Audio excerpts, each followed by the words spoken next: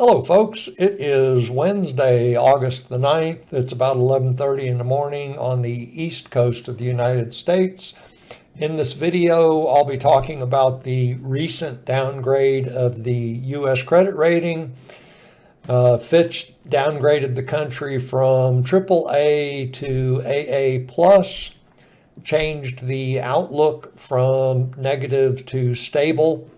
Back in May, Fitch had given the country a negative outlook, suggesting that the credit rating could be downgraded in the next 6 to 12 months.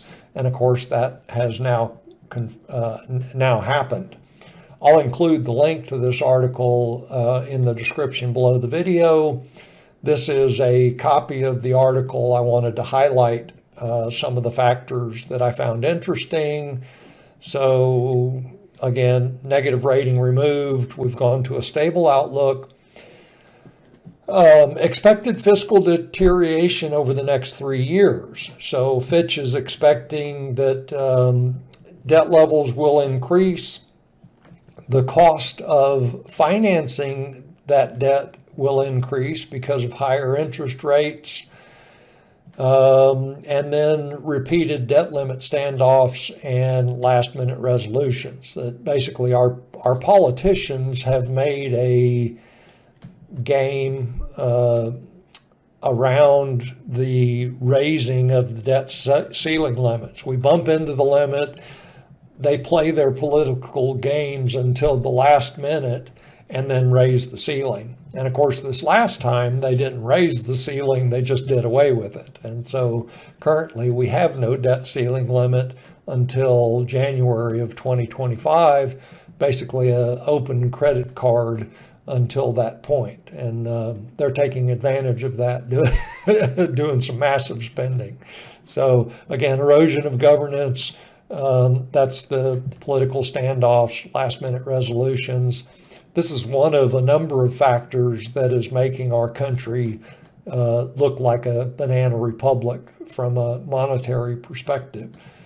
So let's see, debt to GDP. I found this interesting. So currently at 112% debt to GDP ratio, expected to increase to 118% by 2025. Here's the interesting factor. 2.5 times the median of other countries in the AAA and AA groups. So the median in AA is 44, median in AAA is 40, and here we are at 112. And the reason that we're maintaining as high a rating as we currently have is because we have the world's reserve currency. Without that standing, the reserve currency, we would not have as high a credit rating as we currently do. And of course, as we've talked about before, that standing of having the world's reserve currency is at some risk. It's not going to go away immediately, but there is certainly a trend away from the U.S. dollar as the world's reserve currency. This is what Fitch is saying. So U.S. dollar is the world's preeminent reserve currency, gives the government extraordinary financing flexibility. So I found this interesting. Economy to slip into recession. So Fitch is projecting that in the fourth quarter of 23 and the first quarter of 24, so 6 months, the U.S. economy will be in a mild recession. They're also projecting another quarter point increase. They're saying by September. Well, there's only one more FOMC meeting. It is in September. And so basically Fitch is saying here that they expect another quarter point increase in interest rates at the September meeting. Also, they are not expecting a decrease in the interest rates prior to March of 24. So that's another, what is that, 7 months, 6 or 7 months of the current interest rates, not expecting a lower interest rate prior to that point. This in blue, this is pointing out that the Fed is continuing with its quantitative tightening, that it's allowing it's reducing its holding of mortgage-backed securities and U.S. Treasuries, and that this is further tightening financial conditions in the United States. That basically this is a factor in the U.S. economy when the Fed is in QT mode. And so far in QT, the Fed has rolled $500 billion off of its books. Of course, it was at $9 trillion, so we've still got $8.5 trillion on the Fed's balance sheet. So, and I think that was it for the highlights on the Fitch downgrade. This shows us just the rating of countries by debt to GDP level. For some reason, they're not listing Venezuela. Venezuela is actually number one. They're over 300% currently, 360, I think. But for whatever reason, we're not seeing that here. Japan at 241. Here's the United States at 114.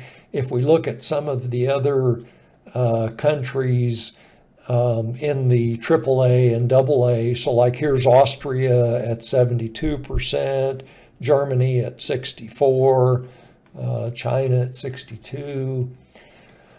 This is from the House.gov. So our senators and our Congress critters. I found this interesting. So this is only the second time that our nation has received a downgrade in its credit rating. The first downgrade came from S&P, downgraded from AAA to AA++, and now this is the second downgrade from Fitch, again from AAA to AA++. And then some of the reasons cited in this article, basically it's the Republicans telling the Democrats, these are the factors we need to pay attention to. Spending and debt's unsustainable. That's been true for years. Interest costs out of control. Not much Congress can do. Well, I guess they can try to strong arm the Fed for lower rates, but there are reasons that rates are headed higher. Inflation and interest rates weakening the economy, recession by the end of the year, debt to GDP, undermining the dollar as the global reserve currency. So anyway, some hints that Congress is well aware, or should be well aware, of some of the economic and monetary challenges that our country's facing. And I'll include the link to this article in the description below this video. That's all I've got. Just wanted to touch on the highlights from that downgrade.